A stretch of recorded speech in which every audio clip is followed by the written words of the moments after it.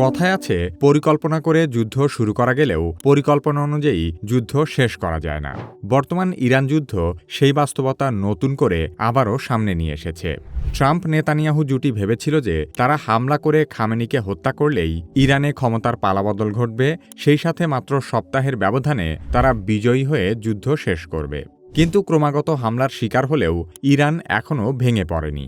ধারণা করা হচ্ছে ইরানকে এত সহজে কাবু করা সম্ভব হবে না। ইরানের সম্পূর্ণ সামরিক শক্তি নিঃশেষ হয়ে গেলেও ভৌগোলিকভাবে ইরানের হাতে আছে এক প্রাকৃতিক অস্ত্র, আর তা হল হরমুজ প্রণালী। শুধুমাত্র হরমুজ প্রণালী বন্ধ করে দিয়ে ইরান সারা বিশ্বের তেল সরবরাহে বিঘ্ন ঘটাতে পারে, যার ফলে আমেরিকা সমগ্র বিশ্বের চাপে এই যুদ্ধ থামাতে বাধ্য হবে। আমেরিকা যুদ্ধ বন্ধ না করলেও ইরান শুধুমাত্র হরমুজ নিয়ন্ত্রণ করে এই যুদ্ধ বছরের পর বছর টেনে নিয়ে যেতে পারবে। উল্টো দিকে যুদ্ধ চালিয়ে যেতে আমেরিকার প্রতিদিন খরচ হবে কমপক্ষে $বিলিয়ন। হরমুজ প্রণালী বন্ধ করা ইরানের জন্য কেন এত সহজ? আমেরিকা কেন হরমুজ প্রণালী নিয়ন্ত্রণ করতে পারবে না এবং এই যুদ্ধে কেন ইরানকে হারানো অসম্ভব সে সম্পর্কে আলোচনা করা হবে কি কেন কিভাবে এই পর্বে।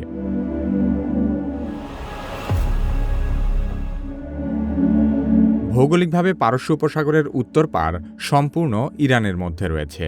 সে কারণে হরমুজ প্রণালীর সম্পূর্ণ অংশ নিয়ন্ত্রণ করা ইরানের জন্য খুবই সহজ।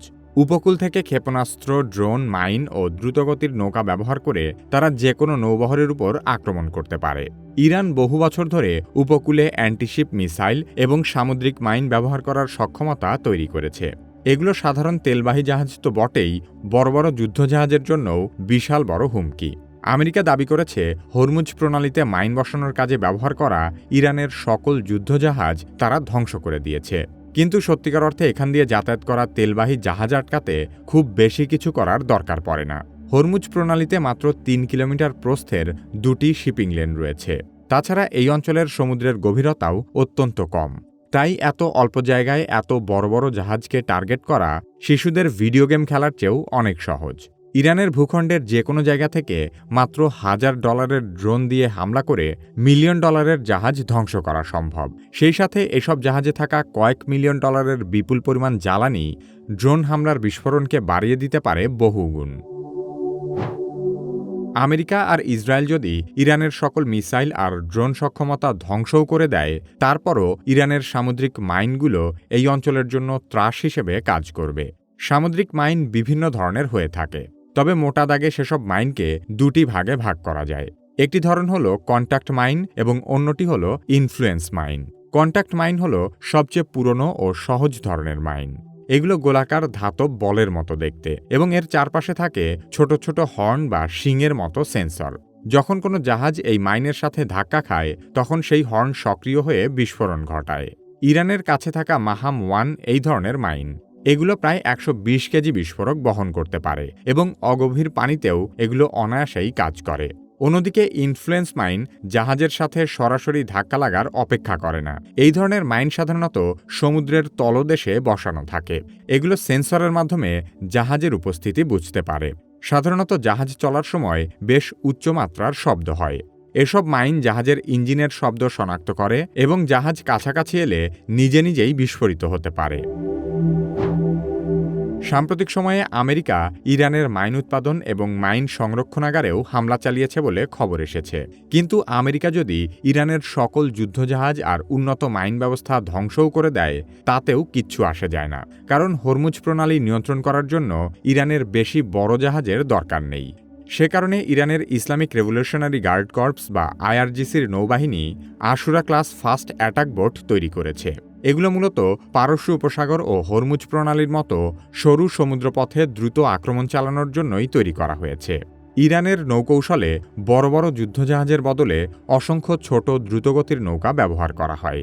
এই কৌশলকে অনেক সামরিক বিশ্লেষক সোয়ার্ম ট্যাকটিক বা ঝাঁকে ঝাঁকে আক্রমণ কৌশল হিসেবে উল্লেখ করে থাকেন। অর্থাৎ একসাথে অনেকগুলো ছোট ছোট নৌকা শত্রুর বড় যুদ্ধজাহাজকে চারদিক থেকে ঘিরে ফেলে। আশুরা ক্লাস নৌকাগুলো সাধারণত প্রায় 7 মিটার লম্বা এবং খুব হালকা কাঠামোর হয়ে থাকে। এগুলোতে শক্তিশালী আউটবোর্ড ইঞ্জিন থাকে, যার কারণে এই নৌকাগুলো ঘন্টায় প্রায় 40 থেকে 50 নট বা 75 থেকে 90 কিলোমিটার গতিতে চলতে পারে। এই দ্রুতগতির কারণে বড় যুদ্ধজাহাজ বা ট্যাঙ্কারের কাছে দ্রুত পৌঁছে আক্রমণ করা যায়। অনেক সময় এই নৌকা থেকে দ্রুত মাইন ফেলেও সমুদ্রপথকে বিপজ্জনক করে তোলা যায়। ইরানের যদি আশুরা নৌকাও শেষ হয়ে যায়, তাহলেও নৌবাহিনীর একজন ডুবুরি সাঁতরে গিয়ে জাহাজের গায়ে একদম সস্তা লিম্পেট মাইন লাগিয়ে দিতে পারে। এসব মাইনে ম্যাগনেট থাকে, তাই জাহাজের গায়ে সহজে আটকে যায়। এরপর ঠিক টাইম বোমার মতো টাইমার সেট করে দেওয়া হয় এবং কিছু সময় পরে সেটি বিস্ফোরিত হয়। এই কৌশল ব্যবহার করলে শত্রুপক্ষ বুঝতেই পারে না কোথা থেকে হামলা করা হলো। সাধারণত মাঝ সাগরে এই ধরনের হামলা করা সম্ভব হয় না, কিন্তু হরমুজ প্রণালীর মতো অগভীর এবং সরু সমুদ্র অঞ্চলে এই ধরনের হামলা খুবই কার্যকর। সামুদ্রিক মাইন অত্যন্ত সস্তা হলেও জাহাজের জন্য অত্যন্ত ভয়ঙ্কর অস্ত্র। একটি গুরুত্বপূর্ণ সমুদ্রপথে কয়েকশো মাইন বসিয়ে দিলে বিশ্বের সবচেয়ে শক্তিশালী বাহিনীকেও সেই পথ পরিষ্কার করতে দীর্ঘ সময় লেগে যায়। এ কারণেই সামরিক বিশ্লেষকদের মতে হরমুজ প্রণালীতে মাইন বসানো ইরানের সবচেয়ে সেরা যুদ্ধ কৌশল। ডোনাল্ড ট্রাম্প একদিকে দাবি করছে আমেরিকা এই যুদ্ধে ইতোমধ্যেই জিতে গেছে, অন্যদিকে আমেরিকার পশ্চিমা মিত্রদেরকে এই যুদ্ধে যোগ দিতে বলছে। একই সাথে আবার ইরানের সাথেও আলোচনার টেবিলে বসার জন্য মরিয়া হয়ে আছে। কিন্তু সত্যিকার অর্থে ইরান এবার আর এত সহজে আলোচনায় বসতে রাজি হবে না, কারণ পারমাণবিক নিরস্ত্রীকরণ আলোচনা চলাকালীন সময়েই একাধিকবার মার্কিন ইসরায়েল জোট ইরানের সাথে বিশ্বাসঘাতকতা করেছে।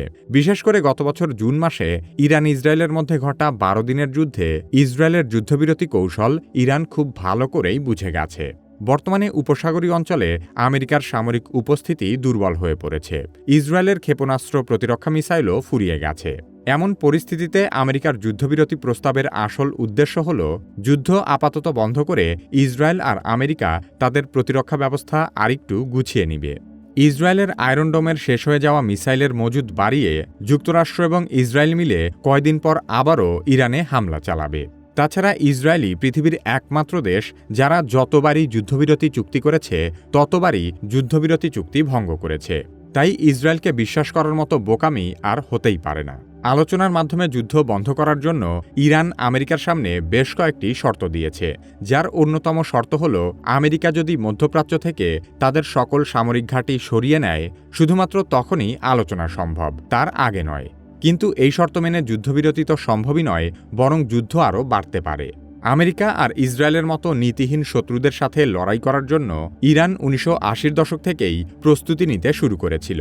দীর্ঘ 4 দশক ধরে চলা ইরানের সেই সামরিক প্রস্তুতির অংশ হিসেবেই এমন বহু কৌশল দেশটির রয়েছে যা অন্য কোনো দেশের নেই। একটি দেশে সাধারণত একটি সেনাবাহিনী থাকে, কিন্তু ইরানের আছে 2টি সমান্তরাল সেনাবাহিনী। এই 2 বাহিনীও আবার অসংখ্য ইউনিট এবং ব্লকে বিভক্ত।